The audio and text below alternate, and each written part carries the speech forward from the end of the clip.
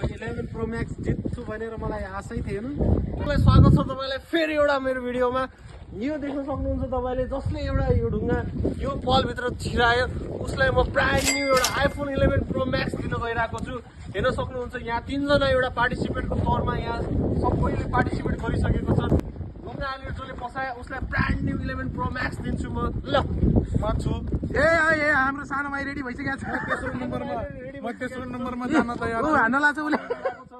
ए पसेन मैले छिराइदिएँ त्यसभित्र। तिमीले भिडियो हेरेनौ। छिराइदिएँ मैले। 50 रुपैयाँ काट ओभर एक्टिङ। इन्टरनेसनल प्लेयर मैले मगाएको छु। उहाँ चाहिँ पुरै इन्डियाबाट मुम्बई भन्ने ठाउँबाट आउनु भएको छ। छिराउ ल छिराउन सक्दैन। ए सुताउ। बाँकी थियो आनन्द दाइको चाहिँ मेरो माई गॉड सुरजले बनाइदियो।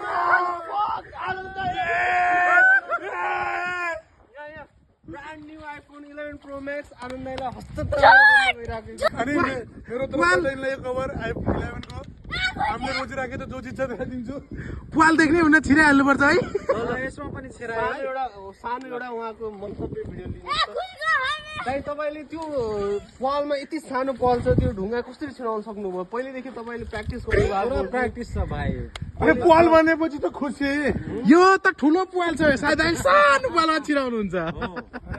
तपाईँलाई कस्तो लाग्यो? तपाईँले अहिले भर्खर 11 प्रो म्याक्स जित्नु भएको छ। म त रमाउन आथे के था यो 11 प्रो म्याक्स जित्छु भनेर मलाई आशै थिएन, तर जिते।